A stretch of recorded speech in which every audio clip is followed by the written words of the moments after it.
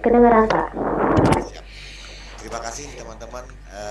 Salut untuk Bli Krisna yang udah bisa ngumpulin teman-teman nih di pagi hari ini masih punya semangat dalam satu forum di Etik Berkreasi. Seperti juga yang sudah kita tetapkan dalam Rakernas kita bahwa kita harus tetap menguatkan diri sambil juga kita melakukan penguatan di masyarakat di masa pasca pandemi. Mempersiapkan masyarakat untuk dapat menikmati teknologi dengan benar, dengan cerdas, dengan kreatif dan produktif. Nah, untuk kali ini dengan materi yang kali ini adalah membangun edukasi negeri lewat transformasi digital pendidikan Indonesia. Ini adalah kewajiban kita apalagi di dunia akademisi. Selamat untuk teman-teman yang mengikuti acara hari ini. Kita juga masih akan ketemu siang nanti ya, Beli ya. Siang nanti akan ketemu lagi. Dan teman-teman sekali lagi terima kasih. Bukan hanya sebagai pendengar, penyimak acara, tapi tolong juga diresapi. Kemudian untuk kita sama-sama bisa implementasi di masyarakat. Dan arahnya adalah kita menjadi pionir-pionir. Ke depannya kita akan menjadi pionir-pionir. Tidak harus sebagai relawan TIK, tapi sebagai relawannya siapa aja. Tapi kita punya semangat yang sama untuk bisa mendampingi masyarakat dalam menikmati teknologi. Mungkin itu dari saya. Terima kasih sekali lagi. Selamat berpuasa bagi yang berpuasa. Kemudian selamat mengikuti seminar pagi hari ini. Bangga jadi relawan TIK Indonesia.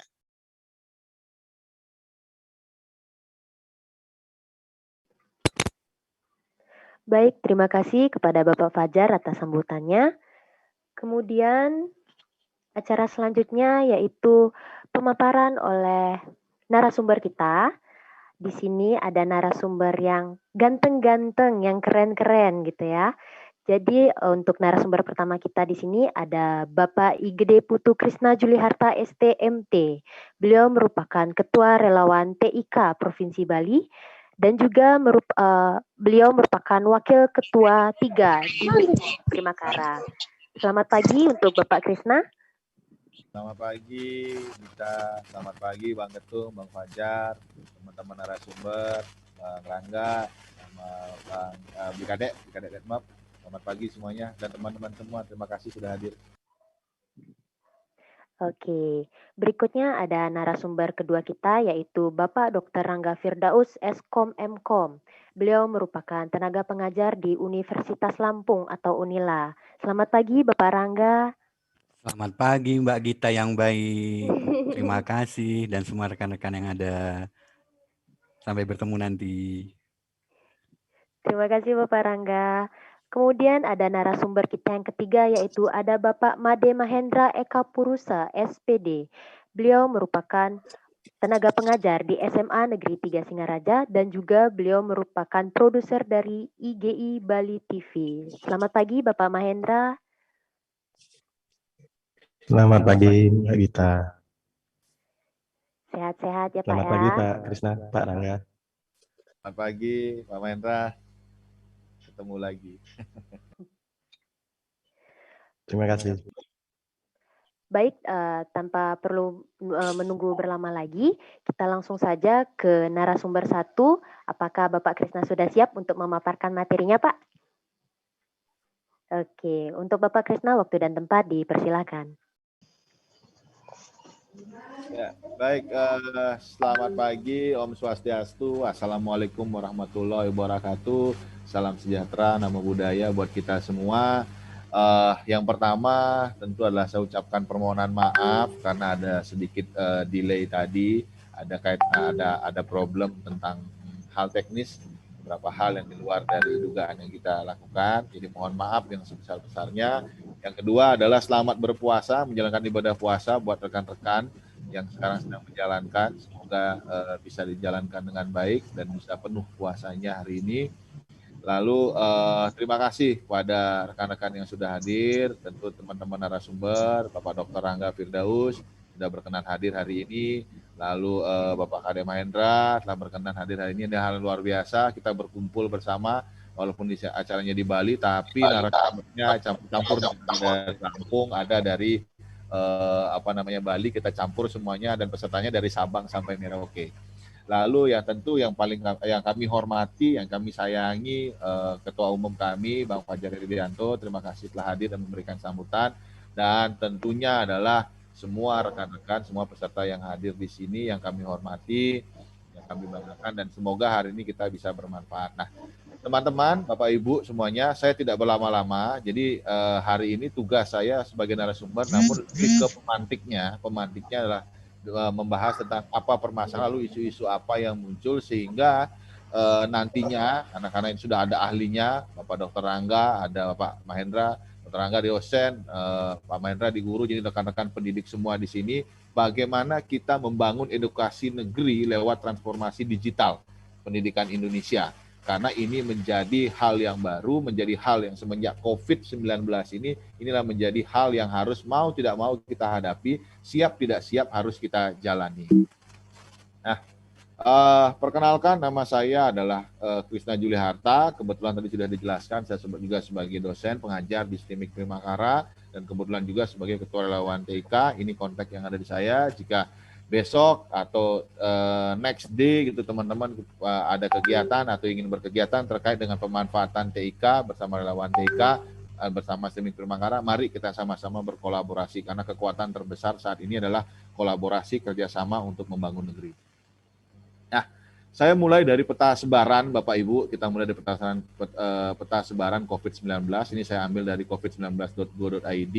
Saya melihat peta sebaran di Indonesia, nah ini kita lihat sama-sama bahwa sampai bulan April ini angkanya masih cukup tinggi, terkonfirmasi ada 1,5 juta, dan yang aktif itu ada, kasus aktif itu ada 106.000. Jumlahnya cukup besar, walaupun kita sedang menjalankan vaksin secara besar-besaran, namun jumlahnya juga masih cukup signifikan. Nah, ini saya tampilkan tujuannya untuk memberikan memberikan gambaran bahwa sebenarnya COVID ini masih ada. Namun kita juga dihadapi dengan dilema bahwa aktivitas juga tetap harus jalan.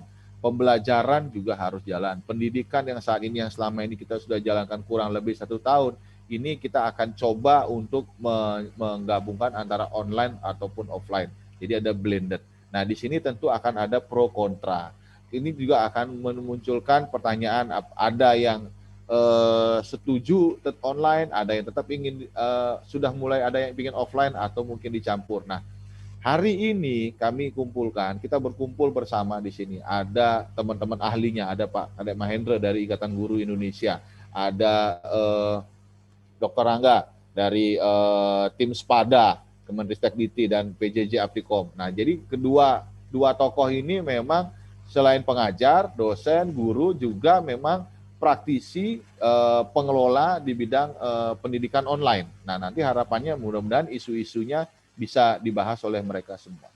Next, di bulan Juli 2021 kita sudah mulai ada rencana untuk persekolahan sekolah online.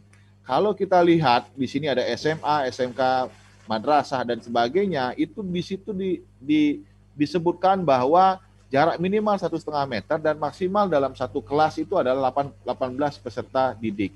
Nah, ini pasti akan memunculkan gap Bapak Ibu. Karena apa? Karena umumnya biasanya satu kelas kan isinya 30 orang, 40 orang. Berarti apa? Akan ada pilihannya perbanyak jumlah kelasnya, gurunya akan menjadi gurunya otomatis akan menjadi PR ya, sebagaimana menyediakan guru atau membagi gurunya dengan kelas-kelas sebanyak itu, atau akan ada mekanisme blended learning, atau mungkin ada mekanisme hybrid. Hybrid dalam artian 18 di kelas, sisanya itu ada online. Nah, ini tentu otomatis memunculkan kondisi-kondisi yang harus kita berikan solusi. Ada kendala-kendala atau ada masalah-masalah yang harus kita berikan solusinya. Sesuai juga arahan dari Bapak Menteri, Mas Nadiem. Nah, ini Mas Menteri. Nah, juga sama, tahun 2021 ini, Juli 2021, setelah vaksinisasi juga harus bisa segera di offline kan, atau kita jalan offline. Nah, akan ada rotasi, jadi minimal akan ada 50% siswa yang masuk. Nah, berarti apa? Ada 50% juga siswa yang online. Nah, ini juga sama, akan ada hybrid, mau hybrid atau blended. Ini juga akan menjadi isu buat kita bersama. Nah, jadi ini yang saya katakan Bapak Ibu, teman-teman, saya ingin jadi pemantik bahwa saya munculkan dulu permasalahannya, kita munculkan dulu isu-isu yang ada.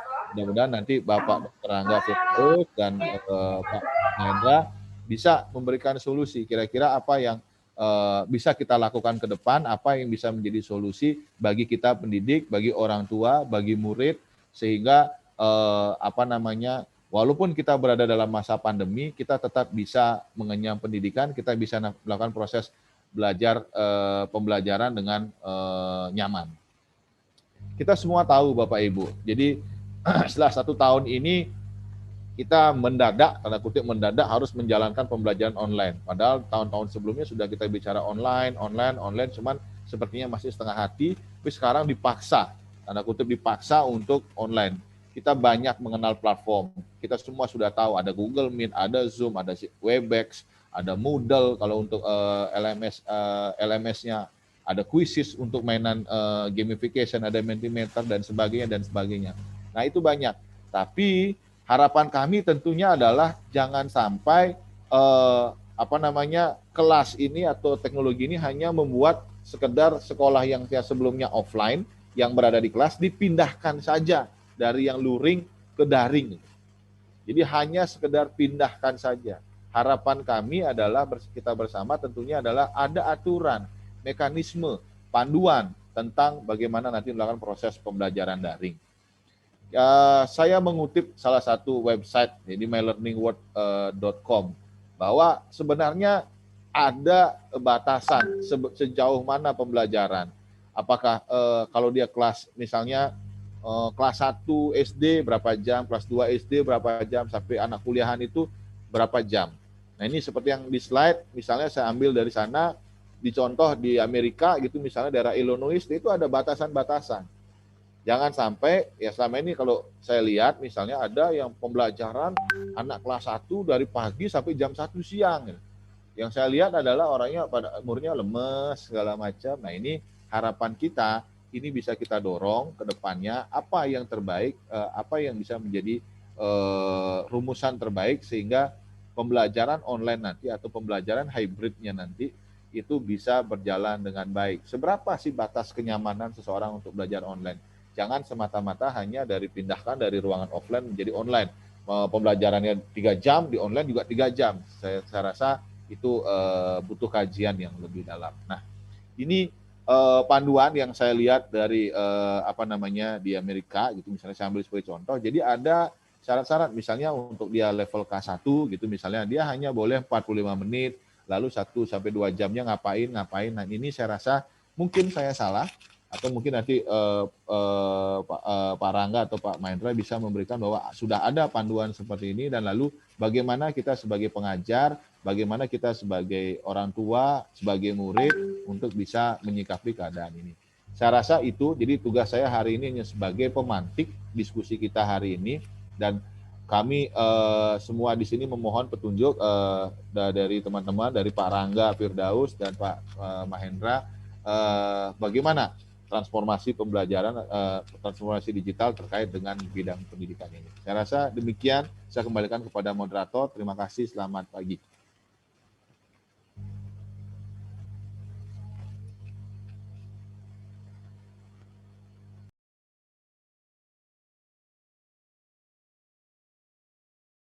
Halo Gita.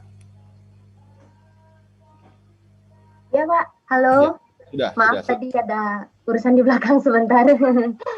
Oke, silakan. Oke, terima kasih Bapak Krisna atas pemaparan materinya. Jika dari peserta webinar ada yang bertanya, mungkin ditahan dulu atau mungkin bisa langsung di kolom chat, karena nanti di akhir sesi sampai semua narasumber menyampaikan materinya akan dibuka sesi tanya jawab seperti itu. Oke, untuk selanjutnya akan dilanjutkan oleh Bapak Rangga Firdaus selaku narasumber kedua kita pada pagi hari ini. Kepada Bapak Rangga, waktu dan tempat dipersilakan. Terima kasih Mbak Gita. Iya, saatnya kita ngobrol nanti Mbak Gita. Mbak Gita jangan kemana-mana ya, temenin nanti. Kalau seandainya saya bertanya Mbak Gita nggak ada, saya langsung bertanya ke Mas Bli Krisna kacau nanti. Jadi Mbak Gita harus ada standby di sana gitu ya. Oke. Sebelumnya saya akan share dulu ya Mbak Gita. Siapa? Oke. Mudah-mudahan bisa terlihat. Oke. Terlihatkah? Sudah Pak. Oke. Apa yang terlihat di sana Mbak Gita? Boleh disampaikan di sini? Ada 2 poster yang Oke, baik.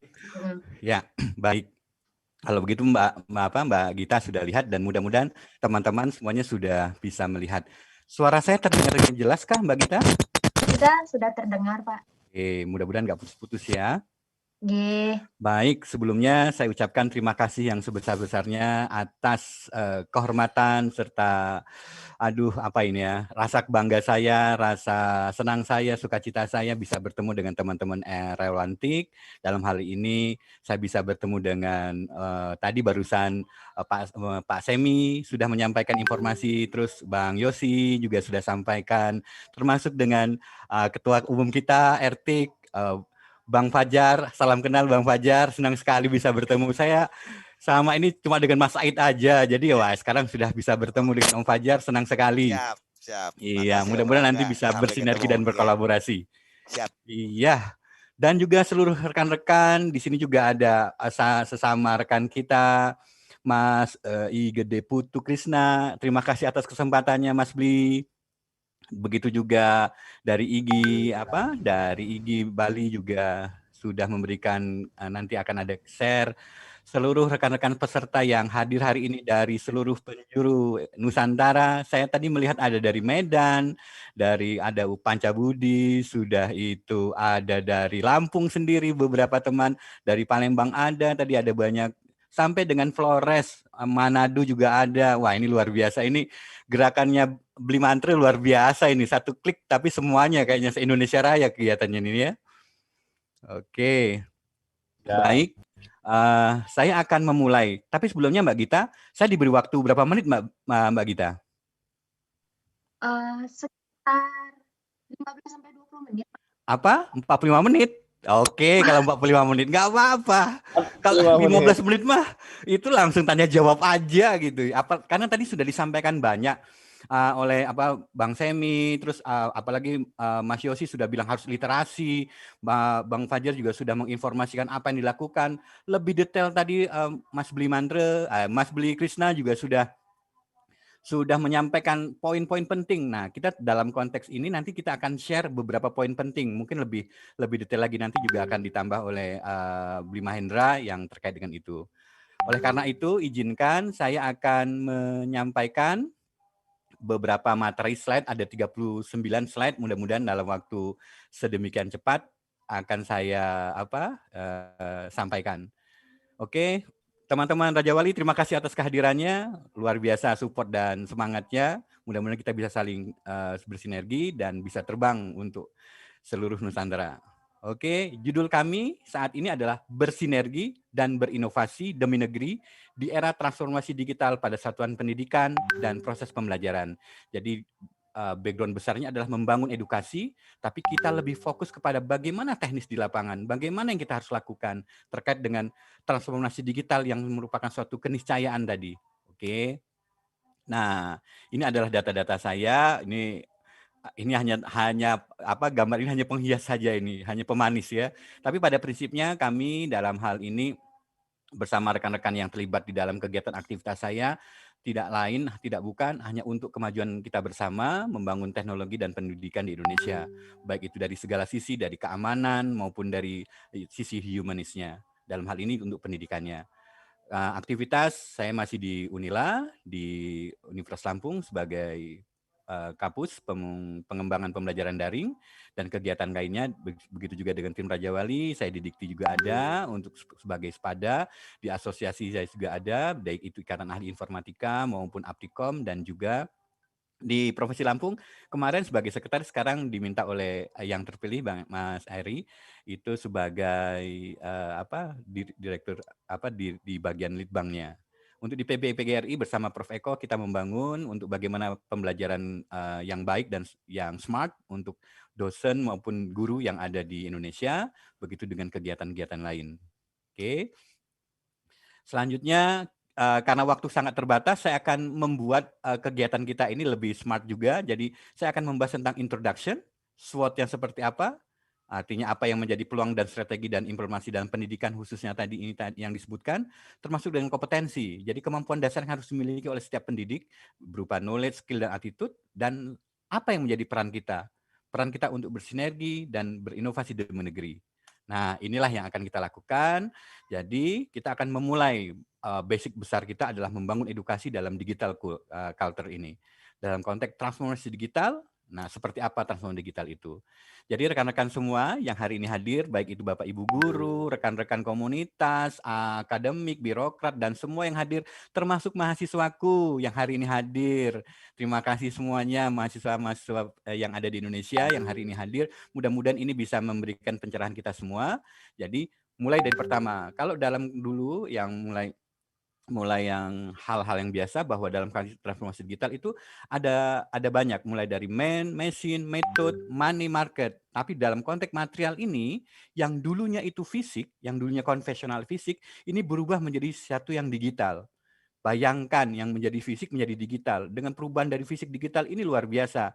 Teman-teman memiliki satu lembar buku atau satu kertas itu luar biasa produksi sumber daya yang diperlukan berupa pohon, kayu, dan sebagainya. Tapi begitu satu kertas itu dalam bentuk file tulisan yang sekian banyak itu dalam bentuk digital, dalam satu bit yang berupa satu file, maka nanti bisa untuk disebarluaskan dengan cara cepat, dimanipulasi, dan sebagainya itu luar biasa. Perubahan yang luar biasa inilah yang merupakan salah satu bentuk pemicu kita dalam konteks transformasi digital. Dalam konteks transformasi digital ini, tidak lain, mau tidak mau kita akan berhubungan dengan pendidikan. Nah, nanti kita akan bahas lebih khusus bagaimana. Tapi yang jelas, dalam konteks ini kita harus juga mencermati tantangan akibat gap generasi. Bayangkan dosen-dosen kita, eyang-eyang dosen kita, itu luar biasa. Jadi bahasanya tantangan dunia pendidikan di seluruh Indonesia itu memulai dari mempersiapkan generasi abad ke-21 oleh guru abad ke-20, melalui sekolah abad ke-19 dengan metode pembelajaran abad ke-18, ya itu yang harus kita alami. Jadi jangan khawatir, nggak ada yang salah kok. Cuma dalam konteks ini kita hanya harus bisa dapat memahami dan mendalami apa yang dibutuhkan untuk kemampuan tersebut dengan cara membuka hati dan membuka pikiran, open heart dan open mind. Jadi kata-kata kunci itu yang harus kita pahami bersama.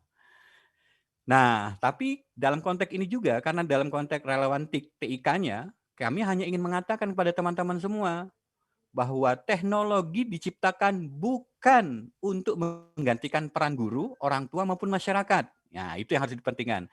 Karena teknologi diciptakan untuk memenuhi kebutuhan pendidikan yang selama ini terabaikan. Nah, inilah yang harus disampaikan pada kita semua, harus memahami, baik itu kita sebagai seorang mahasiswa, seorang guru, seorang dosen, seorang birokrat, seorang komunitas, segala macam, bukan segala-galanya teknologi itu. Tapi, nah ini, teknologi diciptakan untuk membantu manusia dalam melaksanakan kegiatan sehari-hari dan bersifat netral. Netral. Nah, di tangan orang-orang yang profesional, insya Allah itu akan menjadi lebih baik. Nah, jadi ya itulah, apalagi sekarang ini teknologi sudah banyak berkembang, kemampuan banyak, tapi dialihkan menjadi yang negatif. Yang model-model sekarang yang baru segini aja, mulai dari ada kegiatan di Facebook, di media sosial yang situs-situs yang nggak benar gitu ya.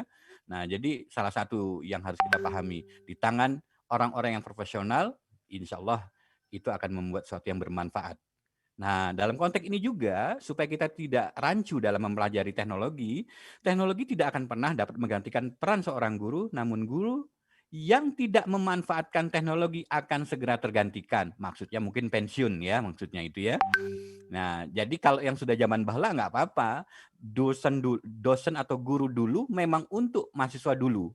Dosen sekarang untuk masa yang sekarang, itu kata Prof. Marsudi. Tapi kami bilang, Prof, kalau sekarang itu dosen sekarang ini atau guru sekarang ini, dosen yang siap untuk kondisi yang dulu, siap untuk sekarang, dan siap untuk menyongsong yang akan datang. Jadi harus siap dengan semua adaptasinya. Kira-kira begitu. Nah, Dalam konteks ini juga, tadi disebutkan ada transformasi itu merupakan suatu perubahan. Nah, itu yang kami bilang. Transformasi digital itu merupakan suatu perubahan dan itu suatu keniscayaan. Nah, oleh karena itu, marilah kita menghadapinya dengan penuh bijaksana dan penuh sukacita. Karena dalam konteksnya apapun itu, kita belajar, kita memanfaatkan teknologi itu ada dua kata kunci lagi. Dalam konteks teknologi dapat membantu guru atau dosen sebagai facilitating learning atau memfasilitasi proses pembelajaran.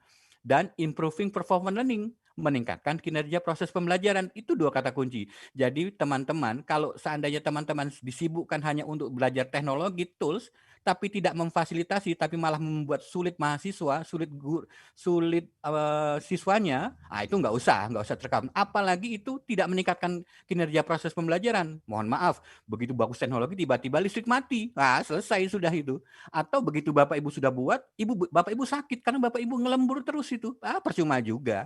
Artinya jangan sampai dengan teknologi kita mengabaikan dua kata tersebut. Intinya teknologi itu hanya untuk memfasilitasi proses pembelajaran. Nah, teman-teman yang bisa mengambil peran di situlah yang tahu seperti apa yang memfasilitasi. Tidak semua tools itu akan baik. Kita tinggal dosennya atau gurunya akan meningkatkan yang mengonet itu. Sedangkan untuk meningkatkan harus perlu. Nggak ada hasil kalau seandainya hanya kita buat, tapi hanya untuk kebaikan kita.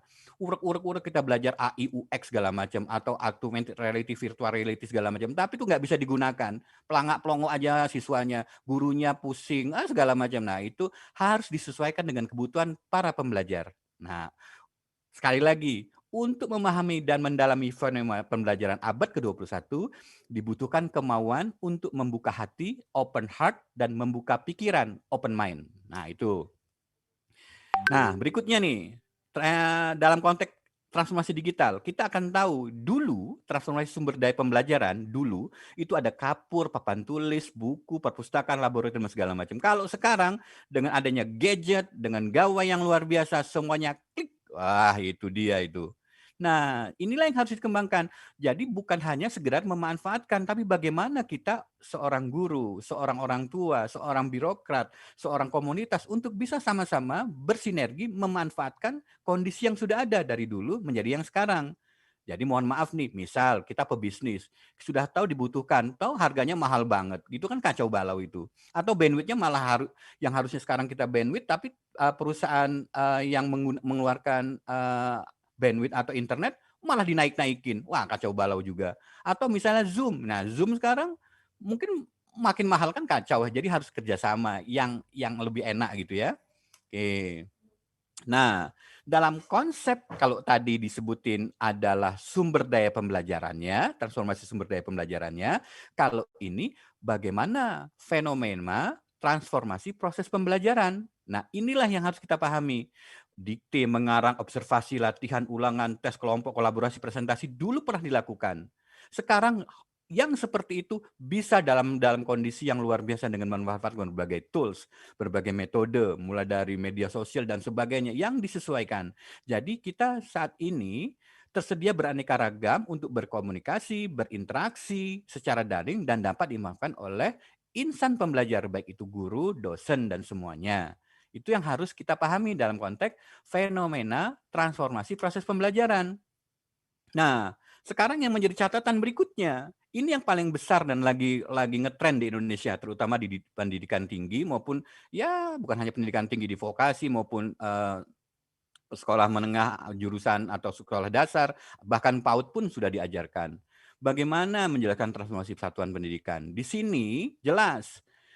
Contoh ini ya, dulu itu institusi terisolasi, sekarang tidak lagi institusi jejaring. Kalau dulu kurikulum tunggal, sekarang silahkan aja mahasiswa dari manapun boleh mengambil tuh. Atau program studi lain boleh mengambil untuk di kurikulumnya, silahkan. Baik itu juga kurikulum yang dulu statis, sekarang sudah kaku. Pembelajaran yang berbasis konten, sekarang berbasis kompetensi. Jadi bisa dibayangkan, satuan pendidikan itu nggak usah sulit-sulit, seperti sekolah, lembaga kursus, universitas, perguruan tinggi, sekolah tinggi, apa segala macam. Itu yang merupakan satuan pendidikan. Jadi satuan pendidikannya harus memiliki kemampuan yang harus dimiliki open mind, open heart, tapi harus juga lincah, agile gitu ya. lincah gesit pokoknya, agile gitu. Satuan pendidikan juga harus berbenah. Harus berbenah. Kita ngomong apa aja kalau pendidikannya nggak mau berbenah selesai gitu ya. Nah, pendidikan nggak berbenah itu karena apa? Begini-begini. Nah, itu nanti kita akan ada peran masing-masing. Itu di dalam satuan pendidikan. Nah, sekarang di dalam satuan pendidikan itu, misalnya di kampus itu ada satuan pendidikannya. Tapi dalam proses pembelajarannya itu mulai dari fakultas, jurusan, program studi dan sebagainya, itu yang harus dipahami. Harus berubah itu. Tidak lagi guru itu paling hebat. Nah, satu seorang guru dengan puluhan profesor yang ada di Google di YouTube atau di Google atau segala macam, ya kalah satu seorang guru itu. Saya yakin. Karena kemampuannya dia satu, apalagi dia seorang profesor, mohon maaf nih, dia profesornya profesor air, nggak akan mungkin dia akan menjawab udara, api, tanah segala macam. Kalau mereka bisa ya berarti profesornya Avatar itu kan ya. Nah itu yang harus dipahami. Jadi kita sekarang tidak lagi berorientasi pada guru, tapi berorientasi pada siswa dalam proses pembelajarannya. Begitu juga pembelajarannya sifatnya tidak lagi asal ngomong, dibuktikan dalam konteks bukan hanya artifisial, tapi konteks real. Begitu juga dengan metode yang kita lakukan berbasis pengetahuan, sekarang berbasis pengambil keputusan, ada project base, ada segala macam harus dikerasin. Pembelajarannya kalau dulu cuma disebutkan dengan memanfaatkan berbagai tools, itu pembelajaran tunggal. Sekarang dengan memanfaatkan multimedia. Itu yang kami katakan bahwa teman-teman, baik itu di pendidikan, baik itu sekolah dasar, PAUD, perguruan tinggi, harus memahami adanya transformasi proses pembelajaran. Nah, sekarang yang menjadi catatan, apa yang menjadi peran kita? Nah, ini yang kita lakukan selanjutnya dalam SWOT ya. SWOT di sini adalah Strengthening, Weakness, Opportunity, dan Threat. Terkait dalam hal ini saya tidak akan ambil pusing yang kelemahan. Kita ambil aja kelebihan-kelebihan seperti gelap. Gelap itu karena apa? Terang yang tidak menyala gitu ya. Atau matahari yang terbenam gitu. Jadi kita melihat jangan dari sisi jeleknya, sisi positifnya aja. Makanya saya akan bahas terkait dengan peluang, strategi, dan implementasi dalam dunia pendidikan. Membangun edukasi negeri lewat transformasi digital pendidikan Indonesia, kita lakukan apa yang bisa kita kerjakan. Oke, nih contoh nih. Saya berikan gambaran, saya cepat aja ya. Teman-teman akan bertanya, apa itu EMU? Nah, misalnya, EMU daring, apa lagi? EMU daring itu E-nya itu elektronik, M-nya itu mobile, U-nya itu ubiquitous. Nah, atau di sini sebutkan electronic learning, mobile learning, ubiquitous learning. Naik atasnya lagi namanya smart learning atau seamless learning. Jadi silahkan. Tapi ini untuk di perguruan tinggi ya, karena beda cara mengajar antara seorang PAUD, sekolah menengah, pendidikan tinggi itu berbeda cara mengajarnya. Ada yang namanya istilahnya pedagogi, andragogi, hetagogi, dan sebagainya. Itu juga akan belajar. Termasuk dalam cara dosen untuk memahami cybergogi. Nah itu seperti apa? Apalagi istilah-istilah itu. Ini gampangnya. Ini kalau kampus belajar daring, dia itu bukan hanya membuat suatu tampilan PPT di e-learning, itu masih pelenang-pelening itu. Nah, itu yang harus kacau. Mindset seorang dosen, mindset seorang perguruan tinggi harus mengetahui seperti apa. Meningkatkan kan ini transformasi digital. Jadi mereka membuat daring ini, dia harus tahu nih. Ada SKKNI-nya, bagaimana inovasinya, bagaimana flipped classroom, bagaimana konten kreator. Mohon maaf nih, kita semua ini suka dengan konten kreator. Terbukti teman-teman mengayakan salah satu orang konten kreator sampai dia menikah pun ditonton semuanya, naik semuanya, sampai ada yang jelek pun ditonton. Itulah keblingernya kita itu, memberikan tontonan yang bukan panutan, mengeklik yang bukan menjadi konten kita disenang-senang. Nah, dari sekarang apa yang jadi peran kita?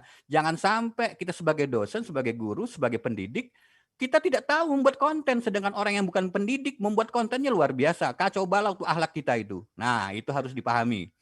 Termasuk dengan MOOC, Massive Open Online Course. Banyak kampus-kampus. Jangan sampai kita nggak kenal itu Massive Open Online Course. Itu untuk perguruan tinggi. Saya yakin dengan adanya Bli Krishna sebagai wakil ketua untuk di STEMIC, itu bisa tahu bagaimana memanfaatkan MOOC yang luar biasa di situ. Kita banyak itu. Mau yang luar negeri hayu, mau dalam negeri hayu. Nah, diborong akreditasi dan ini adalah peluang-peluangnya. Termasuk juga transfer kredit. Mahasiswa boleh mengambil. Itu adalah salah satu bentuk sinergi dari perguruan tinggi untuk mendapatkan itu. Jadi kita bicara panjang lebar itu sebenarnya sudah bisa kita lakukan. Hanya saja kita harus memahami kembali seperti apa makna merdeka belajar. Seperti apa makna mereka belajar baik itu di PAUD, baik itu di sekolah dasar, sekolah menengah lanjut, sekolah menengah atas, perguruan tinggi dan sebagainya. Kita harus tahu strategi utama untuk masing-masing lingkup pendidikan tersebut. Dan kita harus tahu kita posisinya sebagai apa. Kalau sebagai orang tua harus bagaimana. Sebagai seorang dosen harus bagaimana. Seorang birokrat harus bagaimana. Bagaimana kita di relawan TIK itu mensupport apa? Bagaimana teman-teman yang ada di luar dari situ pendampingan, misalnya ada KIPIN dan sebagainya. Itu bagaimana bisa saling kolaborasi.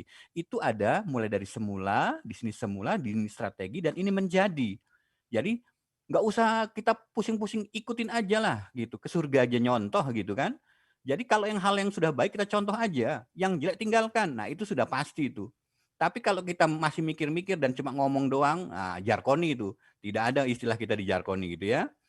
Nah, ini yang saya akan katakan peluang untuk di kampus terutama. Teman-teman mahasiswa se-Indonesia yang lagi menyaksikan, mungkin dapat tugas nih oleh dosen-dosennya. Kemarin dari Unima mungkin memberikan contoh misalnya, apa yang akan dicatat misalnya. Tapi ini saya akan berikan informasi terkait dengan peluang yang ada di Indonesia. Di Dikti, Mas Menteri tadi sudah sampaikan, nggak usah pusing dengan nomor 1, nomor 2, nomor 3. Sekarang pikirkanlah sebagai mahasiswa. Sebagai mahasiswa, bagaimana? Ya, kalau dikasih kesempatan, kalian dikasih ada uang 1.400.000 untuk teman-teman mahasiswa, 600.000 untuk penyelenggara. Nggak diambil, padahal itu hak kalian untuk mendapatkan itu. Ya ambil, gitu.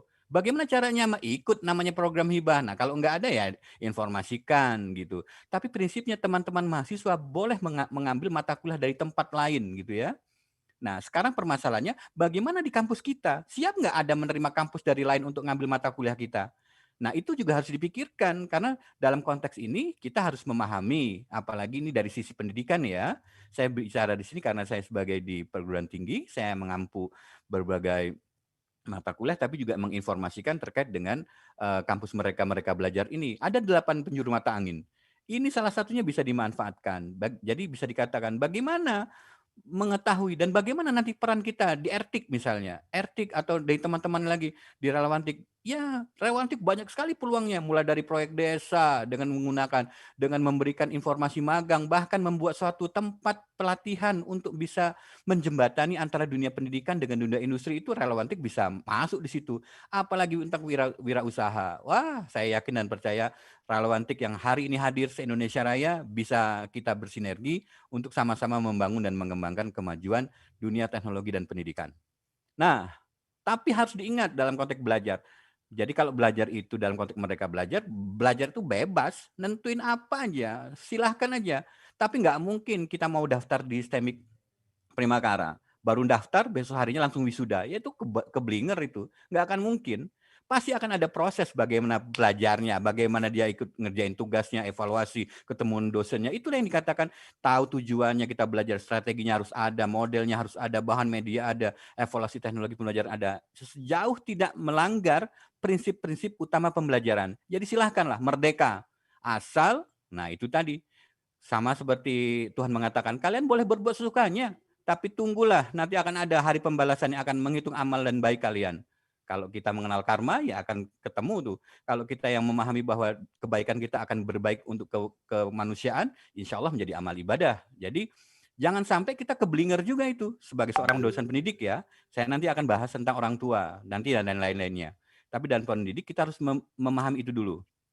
Nah, berikutnya, sependidikan di Indonesia, mungkin teman-teman dosen belum tahu juga nih, tapi saya akan beritahu.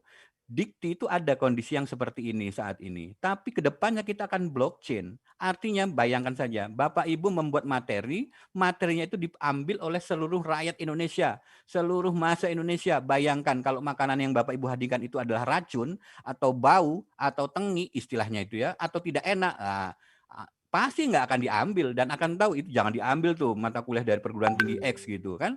Ya nanti akan terlihat karena belajar itu siapa aja kapan saja di mana saja kita akan terapkan itu. Sistem sedang dibangun, tinggal menunggu saja waktunya. Oke. Yang saat ini yang mulai ada Permata Sakti, saya akan sampaikan karena mungkin banyak mahasiswa yang hadir, manfaatkanlah itu. Teman-teman nggak usah pusing. Ini urusan mahasiswa adalah mengambil mata kuliah. Masalah nanti di kampus bagaimana itu urusan kampus. Kampus harus cepat berbenah biar nanti gerakannya jelas. Jadi jangan sampai teman-teman juga nggak tahu, sekarang diberitahu tuh ada untuk pertukaran mahasiswa. Bayangkan Prima dari STEMIC-nya Bli Krishna bisa ngambil di teman-teman yang ada di Lampung atau mungkin ada di Flores atau mungkin ada di Makassar. Oh, ada Mas Toto di situ, di UNM misalnya. Atau ambil di Gunadarma misalnya. Oh, macam-macam itu ada Mas Iqbal dan sebagainya. Memungkinkan sekali teman-teman. Jadi silahkan. Termasuk Permatasari bagi yang perguruan tinggi negeri. Ada kurang lebih 33 perguruan tinggi untuk satu kuliah diambil di sana. Inilah kesempatan-kesempatan yang memungkinkan kita bisa berkolaborasi, bersinergi untuk kemajuan pendidikan kita. Nah, ini saya akan fokus kepada berikutnya adalah kemampuan dasar bagi pendidik yang harus dimiliki. Nah, yang tadi disampaikan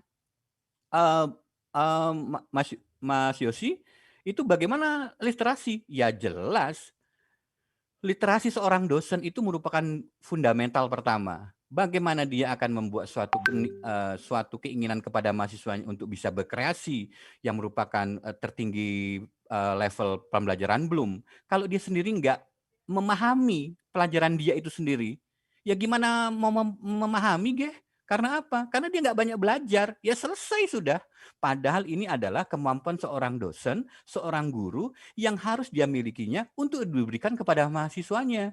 Nah, jadi keblinger kalau seandainya dosen itu nggak mau baca, nggak mau mendalami, tapi inginnya mahasiswa itu berhasil berkreasi. Selesai itu.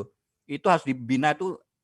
Nah, jangan kita yang bina. Makanya gunanya kepala sekolah, gunanya rektor, gunanya fakultas itu harus membina orang-orang yang seperti itu. Ya kamu artinya gini nih, jangan kita keinginan untuk mengkreasi, untuk membuat mahasiswa menjadi kreasi, tapi kita sendiri nggak paham kita untuk mengkreasi seperti apa, membuat pembelajaran nggak ada. Bagaimana mahasiswa akan memahami? Bagaimana kita bisa memahami kalau seandainya kita nggak banyak belajar, gitu ceritanya ya. Nah, tapi ini untuk untuk diri dosen, untuk diri guru, begitu juga untuk mahasiswanya. Nah, kalau yang di sebelah kiri kita ini bukan saya ngomong Bapak Ibu, rekan-rekan semua yang hadir, rekan-rekan mahasiswa, rekan-rekan para pendidik, semua yang pemerhati pendidikan di Indonesia, yang jumlahnya hari ini lebih, wah luar biasa, 178 termasuk saya. Luar biasa ini. Ini 6 ini yang ngomong bukan Rangga Firdaus, tapi UNESCO yang mengatakan gini nih bahasanya. Hai teman-teman yang menjadi seorang pendidik, seorang guru maupun dosen, nih kita kan mau belajar pakai TIK nih. Kalau pakai TIK harus memiliki kompetensi. Kompetensinya apa? Ya untuk diri kalian, untuk diri kita sendiri, ya harus belajar pedagogi. Kalau gaptek ya belajar ICT. Kalau dia tidak bisa buat kurikulum, ya buatlah kurikulum. Kalau dia ingin membuat satu mengelola pembelajaran di kelas dan sebagainya, ya belajarlah organisasi administrasi. Kalau dia ingin lebih baik dan lebih dikenal dan sebagainya kan banyak tuh. Yang profesional, belajarlah. Karena ini adalah pemahaman kita yang harus dimiliki oleh dirinya sendiri. Ini yang paling penting, yang hilang jangan-jangan. Yang seolah-olah begitu dia selesai kuliah, dia langsung ngajar sebagai guru, dia langsung sebagai dosen, nggak tahu ilmunya bahwa belajar di ICT itu harus memiliki suatu kompetensi. Nah, kira-kira begitu ya. Oke. Mbak Gita, termangun atau termenung atau bagaimana? Materinya luar biasa sekali, Pak. Waduh, itu artinya biasa di luar itu, Mbak Gita. Nah, oke ya, saya lanjutkan. Tapi nanti langsung di break aja. Saya ingin menyampaikan juga, Bu Pauline itu guru kami juga, mengajarkan. Pokoknya gini nih bahasanya. Enggak, kalau kalian itu sebagai seorang dosen, buatlah yang terbaik dengan penuh keikhlasan, dengan penuh kebaikan. Berikan semua yang kalian punya. Nah, kepada mahasiswanya, silahkan. Ya, berikanlah terbaik untuk mahasiswanya.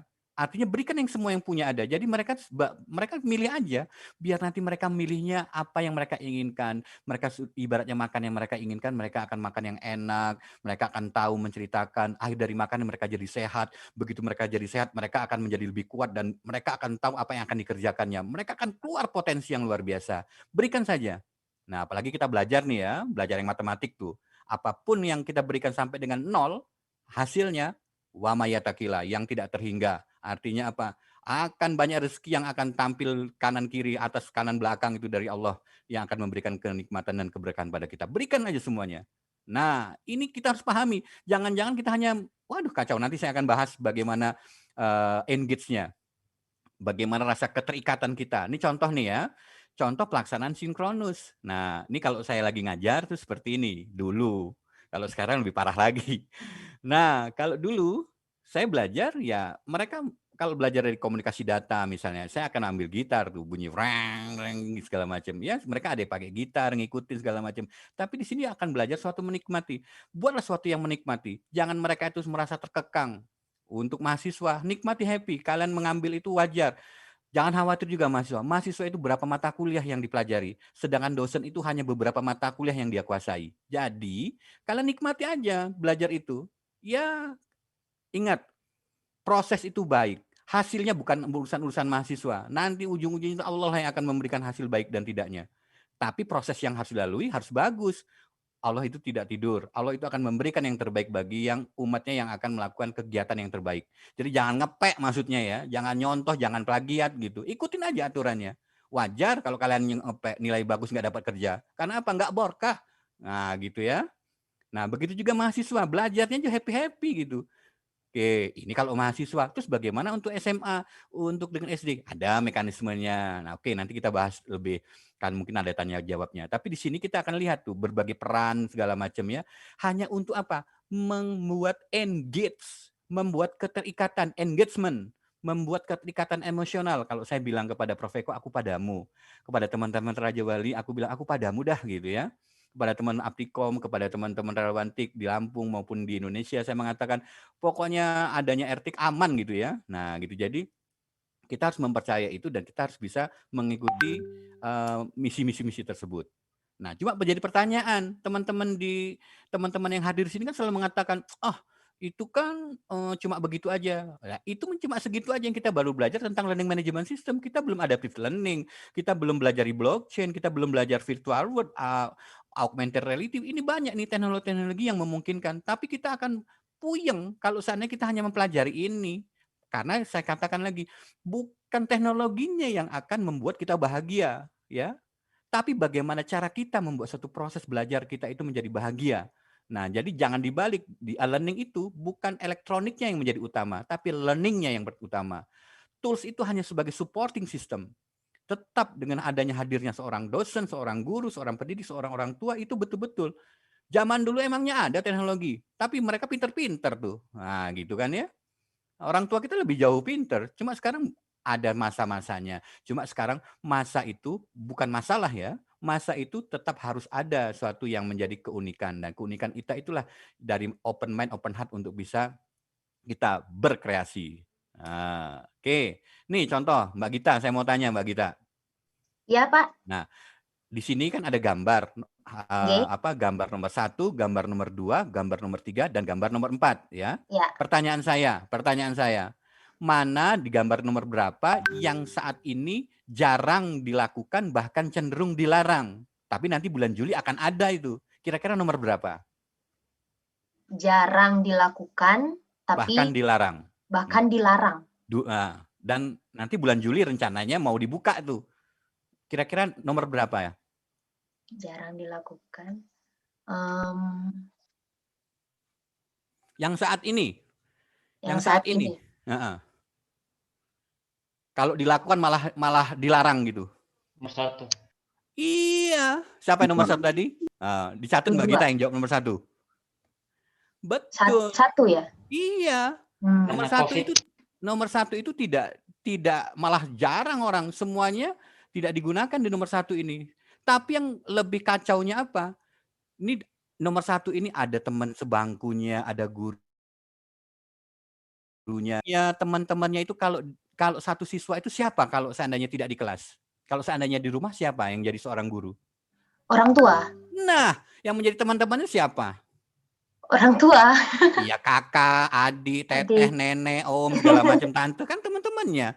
Artinya di situ kita akan bisa membuat satu pembelajaran, ya. Makanya saya bilang hanya mungkin sekolah-sekolah yang umum ini aja yang pusing tuh. Tapi kalau homeschooling mereka tetap aja happy-happy gitu ya. Nah, jadi nanti karena belajarnya memang sesuai kebutuhan, di-set sedemikian rupa. Oke, itu ya. Tapi yang menjadi kacau balaunya tidak adanya peran guru ini Seolah-olah guru itu ngasih tugas kepada mahasiswanya atau seorang siswanya. Kelenger anak-anaknya itu. 3 jam di kamar ngerjain tugas apa aja. Nggak di-manage, itu kacau balaunya. Nah, yang siswanya nggak bisa ngomong, masih kecil. Yang kalau sudah gede, nggak akan dikerjakan. Paling seperti itulah. Lebih parah lagi apa? Dia ngerjain tugas, tapi waktu feedbacknya nggak dikoreksi oleh guru atau dosennya. Itu kan keblinger banget. Zolim itu. Nah, itu yang nggak dibenarkan dalam dunia pendidikan. Harus bagaimana tepos liro, menempatkan dirinya sendiri. Kalau kasih tugas nggak dikoreksi, gimana? Emangnya sistem bisa? Nah, kalau seandainya bisa, alhamdulillah. Kalau nggak bisa, harus tetap dikoreksi. Lebih parah lagi kita nih, berzoom 2 jam. 3 mata kuliah, 2 jam kali 3, 6. Ambeien itu bisa. Kita duduk hanya untuk ngobrol doang. Tidak bisa memanage, mengelola. Apalagi tadi ada yang bunyi Bu Marlina, misalnya tadi ada suara klik, klik, klik. Tinggal diklik aja. Jadi teman-teman harus bisa memahami bagaimana memanfaatkan kalau sebagai host, sebagai co-host, atau sebagai admin untuk mengelola cepat klik, klik, klik itu. Sulit? Enggak ada yang sulit. Semua itu bisa dikerjakan kok. Oke, yang selanjutnya nomor 4. Nomor 4 ini lebih parah lagi. Semua dosen mengatakan atau guru buka di YouTube. Nggak jamin Bapak Ibu. Kalau Bapak Ibu semuanya nyerahkan ke YouTube, emangnya Bapak Ibu ini gurunya untuk apa kerjaannya? Gitu. Lebih bagus mana materi yang ada di YouTube dengan yang Bapak Ibu guru atau dosen? Kan tapi harus tetap didampingi, ada harus pendampingan untuk ngajarin itu. Jadi jangan kita menyerahkan kepada YouTube aja. Dosa Bapak Ibu nyerah ke YouTube, tapi yang dibuka nanti ada harimau, macan, zebra yang nggak pakai baju. Kita nggak tahu itu. Nah itu harus tetap di-manage. Makanya di dalam pembelajaran learning itu, ada namanya disebut dengan LMS, Learning Management System. Mau pakai apa aja silahkan. Yang pakai yang profit maupun yang non-profit. Yang pakai open source maupun tidak open source. Nah dimanfaatkanlah untuk bisa saling berbagi. Oke, itu ya. Nah, sekarang saya akan Pak. tanya nih. Ya, sudah habis waktunya. Lagi 5 menit waktunya, Pak. Oke, kalau gitu saya cepet aja. Sekarang peran kita di mana? Saya katakan, inilah yang harus kita lakukan, sinergi dan inovasi dalam konteks pentahelik. Ya, kalau tadi disebutkan Om Semi tentang UMKM, ini sebenarnya sama aja. Kita harus menerapkan birokrat, harus jelas akademisinya seperti apa, kooperasi seperti apa, komunitasnya seperti apa, pendampingan seperti apa, harus sinergi membuat satu inovasi. Jangan ada suatu niat yang tidak bisa dikelola. Nggak ada, semuanya bisa sama. Apalagi mengkotak-kotakan. Ini kerjaan birokrat, nggak ada hubungannya dengan akademiknya. Gimana? Aturan nggak jelas, aturan berubah-ubah. Korporasi ngambil keuntungannya, komunitas ngambil peluangnya aja, pendampingan nggak ada dananya, nggak tahu apa yang didampingi, kacau. Intinya, nih slide yang kita ngomong panjang lebar itu, yang tadi dari awal tadi, ini tuh harus dipahami. Dan inilah slide yang terbaru yang saya buat. Jadi saya akan ambil konteksnya apa? Kominfo berperan sebagai apa? Relevantik berperan sebagai apa? Siberkreasi itu ngapain? Kiren itu ngapain? Unila maupun Ertiknya seperti apa? Stemik Primakara ngapain? Tim Rajawali itu sebagai apa? Aptikom itu sebagai apa? IGI itu sebagai apa? Berperanlah untuk mengambil perannya masing-masing. Nggak usah dibahas lagi itu. Tapi saya yakin dan percaya dengan niat tulus, ikhlas, insya Allah sinergi dan inovasi merupakan salah satu keniscayaan. Untuk dosen, nggak usah pusing. Sebagai dosen, sebagai guru harus tahu karena itu merupakan DNA-nya seorang guru. Dia meroses, metode, strategi dan sebagainya kemampuan seorang guru. Jadi jangan sampai ini Prof. Ekoji yang menyampaikan. Saya hanya menyampaikan kembali. Oke. Nah, ini adalah peluang. Contoh kampus Merdeka. Ini saya bilang, ini ada yang saya bilang tadi 1.400.000 untuk mahasiswa, 600.000 untuk penyelenggara. Ada. Sekarang kalau kampus-kampus itu tidak menggunakan ini, nah pertanyaan saya, ngapain? Didiemin aja yang barang nganggur dan ini peluang gitu ya. Nah, itu harus dinikmati itu. Apalagi ini kemarin ada Bangkit itu SKK dari yang dari materi-materi dari industri yang dipelajari. Tapi kini untuk ke dosennya itu sudah dilakukan. Inilah yang kami peran. Sudah ada peran dari akademik, sudah ada peran dari pemerintah. Sekarang bagaimana peran penting itu? Ini peluang banget ngajarin mereka untuk menjembatani ini, buat suatu pelatihan, buat suatu diskusi yang enak, apalah. Pokoknya banyak peluang yang tercipta di situ kalau kita ngobrol. Tapi kalau sedieman, selesai. Ini contoh yang dilakukan. Nih contoh AWS, ada cyber segala macam. Ini salah satu contoh yang kita dapatkan di MOOC, baik itu nasional maupun internasional. Silahkan. Ya, harga mawarupo. Nggak semuanya gratis, tapi semuanya berbayar. Tapi bukan hal utama kalau berbayar, tinggal nanti mekanisme dan teknisnya. Teman-teman, apalagi Bli Krishna sudah ngajarin saya itu tentang cyber security-nya. Saya ngikutin gitu bagaimana Mas Bli Krishna dapetin di New York University tentang cyber security-nya. Saya ngikutin. Makanya ke surga aja nyontoh, apalagi modal-modal kebaikan, tinggal contoh aja kebaikan-kebaikan itu. Nih contohnya nih, Advanced Cyber Security Training, Council kan dapat tuh. Nah, apalagi nih AWS fundamental, silahkan bisa didapatkan seperti itu. Jadi sekali lagi, semuanya itu dengan kata kunci bersinergi dan berinovasi. Oke, terima kasih dari saya. Mudah-mudahan bisa bermanfaat dan jika ada yang mau ditanyakan, silakan hubungi saya atau kita bisa berdiskusi. Terima kasih dan tetap semangat. Salam dari kami, Tabi pun. Kembali Mbak Gita, silahkan. Baik, terima kasih Bapak Rangga Firdaus. Wah, materinya benar-benar luar biasa banget. Buat biasa di luar. tapi memang benar Pak. Jadi di masa apalagi di masa pandemi sekarang, bagaimana mentransformasikan cara pembelajaran yang dulu offline ke kampus di kelas ke digital gitu. Ya Mbak Gita, sebenarnya saya tuh ngomong itu malu karena di sini banyak orang-orang yang lebih pintar dari saya. Apalagi tadi itu ada Mas NH itu dosen saya itu. Aduh. Nah ini adalah hasil ternaknya gitu ya. Ada Om Joko juga gitu. Jadi sekali lagi kita di sini untuk duduk bersama, untuk bersama apa yang kita kuasai, apa yang kita dapatkan untuk kebaikan bersama. Ayo bawa kebaikan untuk memajukan Indonesia dalam sisi teknologi dan pendidikan. Oke Mbak. Oke, terima kasih Bapak Rangga untuk materinya benar-benar bermanfaat banget. Semoga juga buat rekan-rekan peserta webinar pada siang hari ini juga masih semangat untuk dengerin materi selanjutnya. Oke, untuk materi selanjutnya akan disampaikan oleh narasumber ketiga kita, yaitu Bapak Mahendra. Gimana Pak, sudah siap dengan materinya? Baik. Terima kasih Mbak Gita. Iya, waktu dan tempat silakan Pak. Baik, terima kasih banyak. Ini tadi sudah lumayan banyak materinya dari Pak Rangga. Ini saya juga menyimak materinya, lumayan dapat kuliah.